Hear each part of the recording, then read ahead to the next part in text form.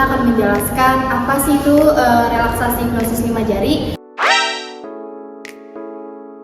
Relaksasi hipnosis 5 jari itu ialah suatu kegiatan untuk menghilangkan rasa ketegangan otot-otot tubuh untuk memberikan rasa tubuh kita menjadi lebih nyaman. Hipnosis 5 jari adalah self hipnosis untuk mengurangi ketegangan dan kecemasan pada pasien. Waktunya itu hanya 10 menit saja. Nah, intervensi hipnosis 5 jari ini bertujuan untuk mengurangi kecemasan, merelaksasi otot tubuh, dan melancarkan sirkulasi darah. Nah, teknik ini dapat diberikan pada pasien yang mengalami cemas, nyeri, maupun yang mengalami ketegangan yang membutuhkan relaksasi. Tapi perlu diingat, teknik ini tidak bisa diberikan pada pasien yang mengalami gangguan jiwa maupun yang mengalami depresi berat. Baik, selanjutnya kami akan mempraktikkan bagaimana cara penggunaan intervensi berdasarkan penelitian yaitu hipnosis 5 jari. Jadi yang pertama, kita tentukan dulu pasien yang tepat sesuai anjuran yang di awal tadi. Pada pasien di sini contohnya pada pasien paliatif. Jadi untuk yang pertama, sebelum kita mulai, kita pastikan dulu posisi pasien ini sudah senyaman mungkin dan serileks mungkin. Kita tanyakan kepada pasien, Mbak, apakah posisinya sudah nyaman? Sudah. Boleh disandarkan aja Mbak biar lebih nyaman ya. Sudah nyaman, diluruskan saja kakinya. Oke. Kira-kira ada yang mengganggu nggak nih? Nggak ada. Oke, baik. Jadi di sini setelah kita pastikan pasien memiliki posisi yang nyaman, kita baru boleh mulai untuk melakukan intervensi. Tapi harus kita perhatikan juga, kita beritahu kepada pasien perlakuan intervensinya berapa lama. Dan di sini kita akan melakukan itu selama 10 sampai 15 menit ya. Apakah bersedia kira-kira? Baik, kita mulai ya. Sebelum itu pastikan posisi pasien sudah nyaman. Lalu setelah itu Mbak mulai relaxing dulu otot-ototnya. Setelah itu tarik nafas, buang pelan-pelan, tarik nafas lagi, buang pelan-pelan. Baik, apakah sudah merasa nyaman? Posisinya sudah siap seperti ini? Kalau begitu kita akan melakukan intervensinya Mbak. Pertama, regangkan tangannya. Sudah. Lalu satukan ibu jari dengan jari telunjuk. Lalu ditutup. Lalu sambil membayangkan bagaimana ketika tubuh Mbak sehat, organ-organ tubuh di Mbak itu sehat. Lalu bayangkan selama 1 menit. Selama 1 menit sudah dibayangkan, bayangkan sambil relax otaknya juga, jangan kemana-mana pikirannya. Bayangkan ketika Mbak sehat. Sudah selesai selama 1 menit. Lalu yang kedua, ibu jarinya disatukan dengan jari tengah. Itu bayangkan ketika Mbak bersama dengan orang-orang yang Mbak cintai, Mbak sayangi di suatu tempat yang indah. Kemudian setelah dibayangkan selama 1 menit, ibu jari dipindahkan ke jari manis. Kemudian ibu bayangkan di mana ibu selama tidur sudah melakukan pencapaian, entah itu ibu sudah berhasil mendapatkan kejuaraan, mendapatkan pengalaman hidup yang berharga sehingga Mbak aplikasikan itu sebagai pencapaian hidup. Kemudian setelah sudah dibayangkan selama 1 menit, jari telunjuk dipindahkan ke jari kelingking. Kemudian Mbak bayangkan tempat atau pemandangan yang ingin Mbak lihat hari ini ataupun di masa depan nanti. Bayangkan Mbak pergi di sana, Mbak di sana, terus kemudian setelah selesai melakukan pembayangan selama 1 menit, boleh dibuka matanya. Ibu tarik nafas. Baik, sudah selesai dilakukan hipnosis 5 jarinya. Setelah itu kita evaluasi keadaan pasiennya. Baik, Ibu bagaimana? perasaannya setelah kita lakukan intervensi ini? Lebih rileks sih. Lebih rileks. Apakah ibu mau melakukan ini ketika ibu sedang cemas? Iya. Baik, di sini sudah selesai dilakukan intervensi hipnosis 5 jarinya. Setelah itu kita evaluasi keadaan pasien. Kita tanyakan bagaimana perasaannya setelah dilakukan hipnosis 5 jari ini. Lalu setelah itu beritahu juga kapan dilakukannya hipnosis 5 jari ini. Baik, bagaimana Mbak perasaannya setelah dilakukan intervensi ini? Lebih rileks sih Kak. Lebih rileks ya. Baik teman-teman, karena materi topik penerapan intervensi berdasarkan EBP hipnosis 5 jari tadi sudah kami sampaikan. Selanjutnya silakan teman-teman untuk menonton simulasi asli kepada pasien paliatif seputar intervensi hipnosis 5 jari. Assalamualaikum warahmatullahi wabarakatuh. Bapak, kami di sini dari mahasiswa psikologi keluarga yang melakukan penyuluhan Bapak tentang intervensi yang bisa dilakukan pada pasien paliatif.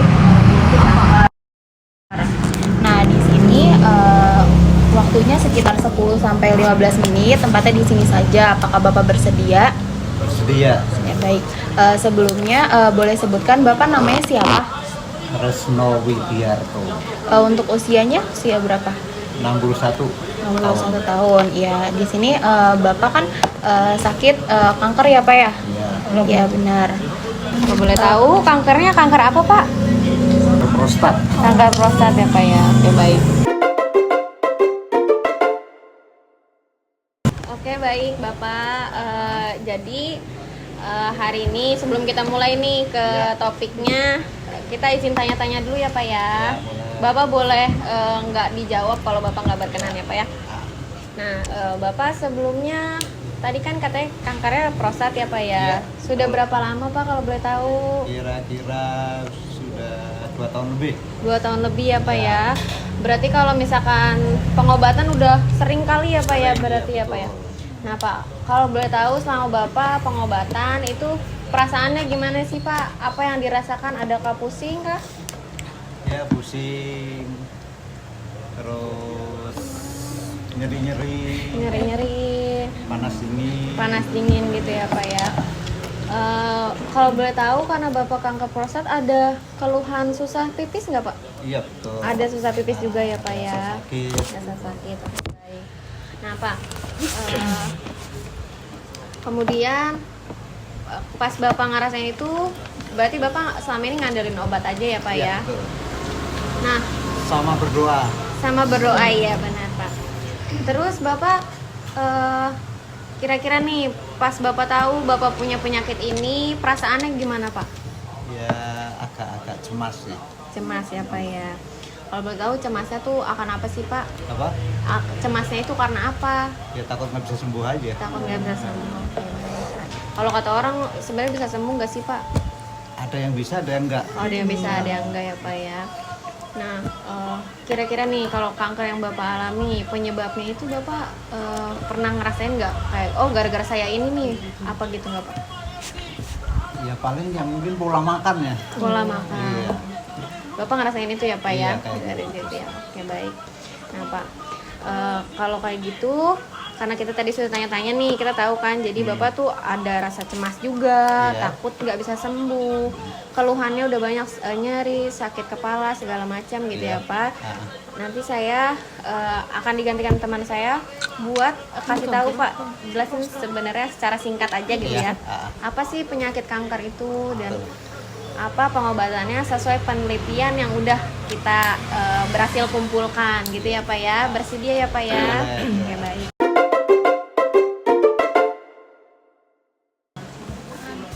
Baik, Bapak, di sini saya akan menjelaskan kayak apa sih itu kanker. Iya. Jadi kanker itu merupakan pertumbuhan sel abnormal yang tidak terkendali di dalam tubuh. Jadi sel-sel kanker itu dapat menyebar ke jaringan sekitarnya atau ke bagian tubuh lainnya. Jadi kanker itu dapat menyerang ke berbagai organ seperti payudara, paru-paru, prostat, usus, dan lain-lainnya. Baik Pak, terus dari kanker itu tuh ada tanda gejalanya ya, kayak Bapak nih yang kena kanker prostat, itu gejala yang pertama itu sering buang air kecil, terutama pada malam hari. Terus aliran urinnya yang lemah atau terganggu ya Pak ya, kesulitan memulai atau menghentikan aliran urin, terus rasa nyeri ya tadi yang Bapak bilang ya, terbakar kayak buang air kecil, terus adanya darah dalam urin, terus nyeri punggung, bawah, pinggul, dan paha atas. Baik, di sini juga ada komplikasinya Pak, karena Bapak di sini kanker prostat, jadi saya akan membahasnya tentang kanker prostatnya aja. Nah, di sini kanker prostat itu bisa menyebar kankernya atau bisa disebut dengan metastasis. Nah, ini tuh bisa menyebar ke tulang, kelenjar getah bening dan lain-lain. Di sini tuh dapat menyebabkan nyeri, lalu juga dapat menyebabkan patah tulang dan masalah organ lainnya. Lalu jika pembesaran prostatnya ini bisa menghambat ke saluran kemih, nah tadi sudah Bapak rasakan pipisnya jadi susah ya Pak ya, jadi terhambat. Nah itu karena prostatnya itu sudah menyebar gitu Pak, sudah membesar. Nah lalu juga di situ juga kanker prostat ini dapat menyebabkan nyeri panggul dan tulang. Ini bisa terjadi jika stadiumnya sudah lanjut. Nah jika sudah menekan tulang belakang, ini bisa menyebabkan kelemahan kaki dan gangguan buang air. Saja sih Pak untuk komplikasinya. Lalu di sini teman saya akan menjelaskan tentang pencegahannya. Ya, jadi kita mau ajarin Bapak nih Pak. Kira-kira kalau Bapak lagi ngerasa cemas, sakit kepala, terus pusing gitu ya, nyeri-nyeri, terus apalagi sampai nggak bisa pipis, di sini ada penelitian nih Pak yang cocok banget dengan keluhan yang Bapak alami karena lagi cemas, sama nyeri, pusing, takut gitu ya Pak ya. Ini Bapak nggak usah takut karena ini pengobatan terapinya ini sudah diteliti oleh dokter juga dan tenaga kesehatan lainnya gitu ya Pak ya. Nanti teman saya akan ajari dulu, nanti kita akan ulangi sama-sama gitu ya Pak ya. Oke, baik. Oke, baik Bapak, di sini kita akan melakukan intervensi yaitu hipnosis 5 jari. Jadi apa sih itu manfaat hipnosis 5 jari? Karena di sini kan dengan gejala-gejala yang Bapak alami, Bapak akan mengalami kecemasan dan juga takut. Nah, di sini kita memberikan intervensi hipnosis 5 jari untuk mengurangi kecemasan Bapak. Kemudian di sini juga kita akan memberikan relaksasi. Jadi Bapak mungkin merasa lebih tenang, merasa lebih nyaman gitu ya. Terus dia juga bisa melancarkan sirkulasi darah. Kemudian ini juga dapat merelaksasikan otot-otot tubuh. Nah, jadi sebelum Bapak praktekkan, di sini saya ajarkan terlebih dahulu ya. Jadi di sini sebelum kita mulai itu kita membayangkan 5 jari. Jadi kita lihat 5 jari kita. Yang pertama itu telunjuk dan juga ibu jari kita satukan. Nah, telunjuk dan ibu jari kita satukan itu di sini Bapak sambil menutup mata. Oke. Kemudian di sini Bapak rapatnya gini. Nah, gini. Gini. Ya, jadi begini. Kemudian dari telunjuk dan juga ibu jari kita jadikan satu. Kemudian di sini Bapak pejamkan mata. Oke, pejamkan matanya. Nah, di sini kita mulai membayangkan tubuh Bapak yang sehat. Kemudian organ-organ tubuh Bapak yang sehat, metabolisme Bapak yang sehat, sel-sel tubuh Bapak menjadi lebih sehat. Di sini Bapak bayangkan tubuh Bapak yang sehat selama 1 menit. Oke, kemudian kita ganti ke jari tengah. Di sini jari tengahnya Bapak tempelkan dengan ibu jari. Di sini Bapak bayangkan orang yang dicintai dan yang juga Bapak sayangi selama 1 menit. Oke.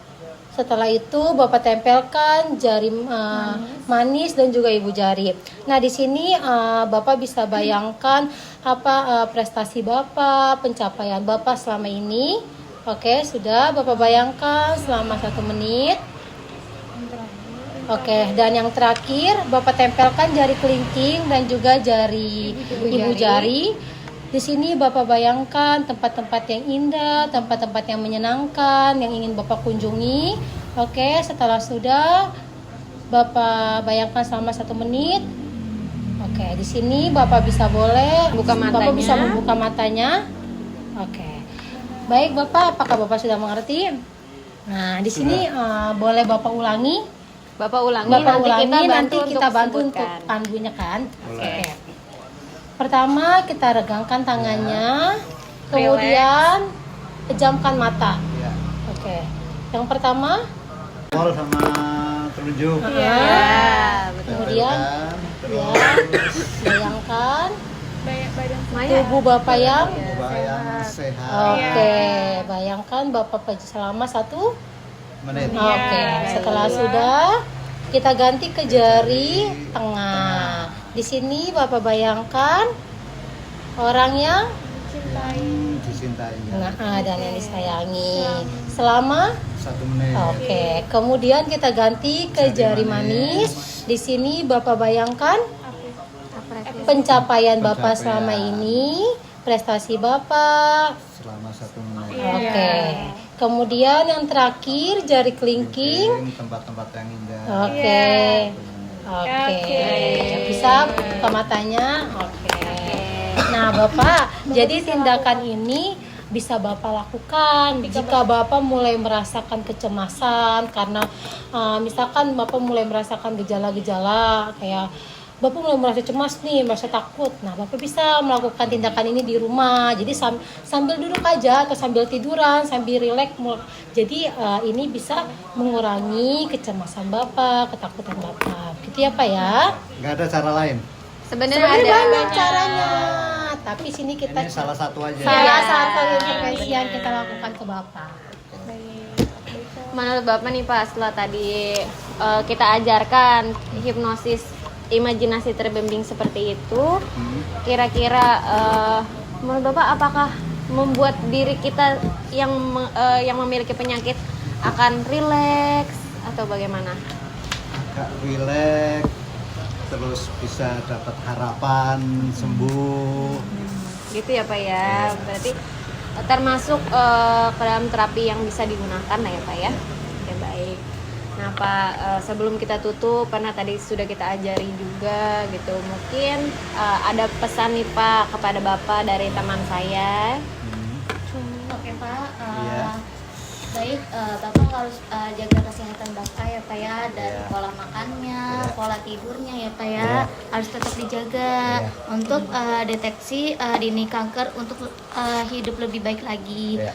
Bapak juga boleh bilang ke teman Bapak kalau misalkan ada gejala atau kayak muncul mencurigakan bisa langsung ke dokter. Sebelumnya ada yang ingin ditanyakan lagi Pak?